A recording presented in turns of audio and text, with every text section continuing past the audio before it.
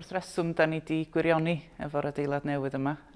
Mae'r 7 mis diwetha wedi mynd yn esmwyth iawn. Mae mawr ddiolch i yr awdurdod lleol a'i gwmni Reeds hefyd am gydweithio efo ni mor effeithiol mwyn creu'r adeilad arbennig yma. Da ni'n falch iawn o ddeud fod yr ysgol wedi llwyddo i barhau fel arfer a dim problemau o gwbl ar gyfer addysg yn disgyblion ni wrth i'r adeilad yma gael ei adeiladu.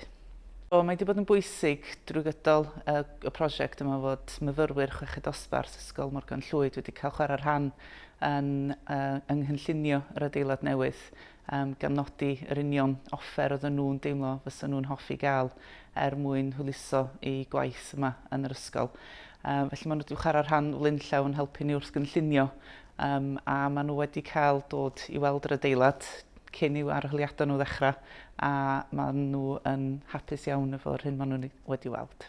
Yn yr adeilad yma mae 8 stafell dosbarth bwrpasol ar gyfer myfyrwyr chweched dosbarth ni gyda'r technoleg yn mhob dosbarth rwan i ni fedru cydweithio yn fwy effeithiol gyda ysgolion eraill yng Nghymru mwyn sicrhau bod ni'n galluogi'r disgyblion i lwyddo yn eu astudiaethau. Yn ogystal mae gennym ni ardal yn fan hyn ar gyfer y disgyblion i gymdeithasu gyda'i gilydd a hefyd mae gennym ni stafell bwrpasol ar gyfer y myfyrwyr i astudio, boed hynny ar ben eu hunan neu bod nhw'n cydweithio gyda myfyrwyr eraill ar brosiectau neu yn trafod eu gwaith.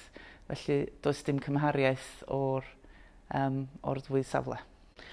Mawr ddiolch i Llywodraeth Cymru ac i awdurdod lleol Wrecsam am yr holl waith maen nhw wedi rhoi yn sicrhau fod gennym ni adeilad pwrpasol ar gyfer myfyrwyr chweched dosbarth.